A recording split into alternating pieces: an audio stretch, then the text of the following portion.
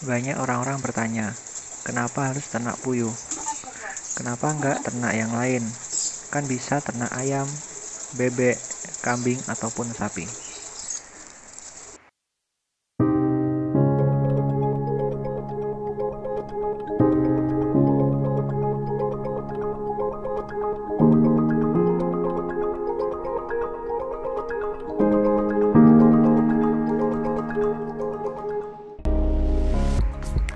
Assalamualaikum warahmatullahi wabarakatuh.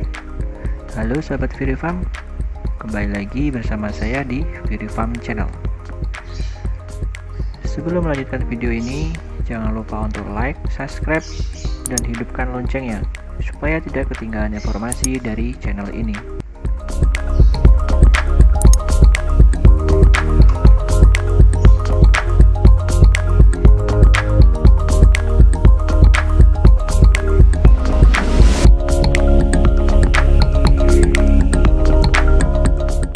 Peternakan dan pertanian merupakan usaha yang kembali dilirik oleh banyak orang, terutama di masa-masa saat ini.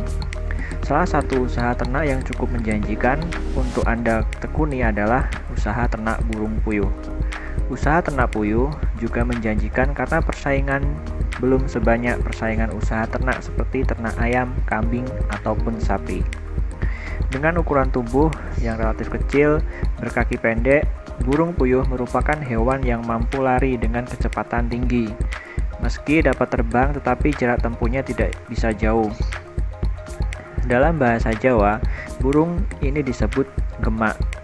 Burung puyuh pertama kali diternakkan di Amerika Serikat pada tahun 1870. Di Indonesia sendiri, puyuh mulai dikenal dan diternakkan sejak akhir tahun 1979. Banyak sekali alasan mengapa beternak burung puyuh semakin digemari di Indonesia. Selain daging dan telurnya yang dapat dikonsumsi, kotoran burung puyuh bahkan banyak dicari para petani dan peternak ikan. Kandungan protein serta nitrogen yang tinggi ternyata dapat menyuburkan tanah dan pakan yang bergizi. Selain alasan di atas, ada beberapa keunggulan usaha ternak burung puyuh yang menguntungkan, di antaranya sebagai berikut. Karena permintaan telur puyuh yang tinggi dan harga di pasaran juga menguntungkan peternak puyuh. Bahkan di tempat saya sendiri, dengan produksi telur sebanyak kurang lebih 1450 butir per hari, bisa habis setiap harinya, bahkan sampai ada yang kurang. Harga telur puyuh cenderung naik dan stabil. Harga telur puyuh di pasaran memang cenderung lebih stabil dan mengalami kenaikan dari waktu ke waktu daripada telur ayam.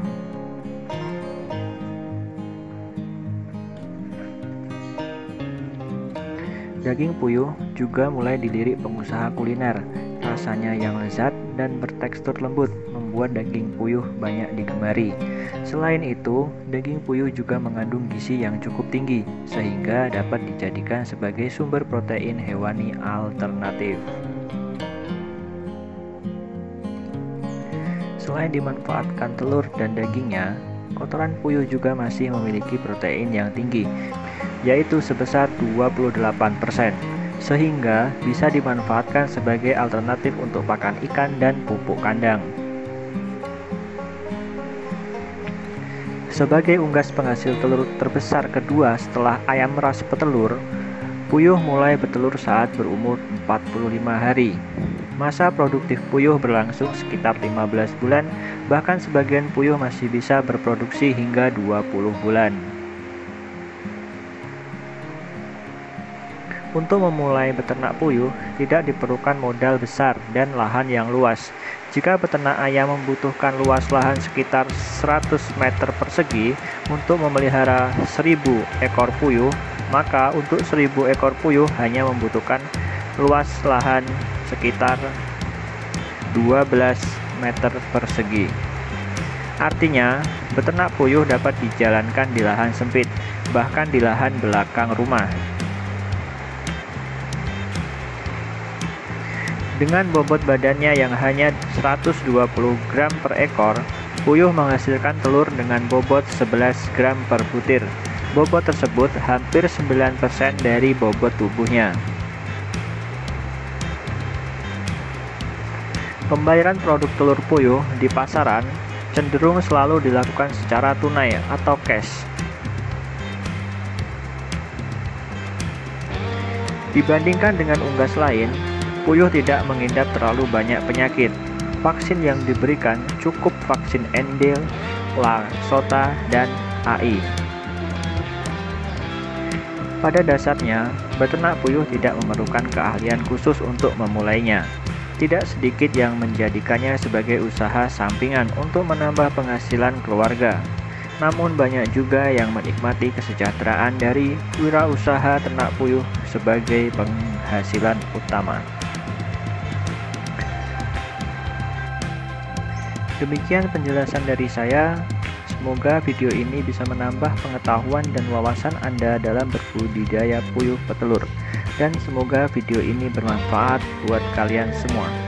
Saya akhiri. Wassalamualaikum warahmatullahi wabarakatuh.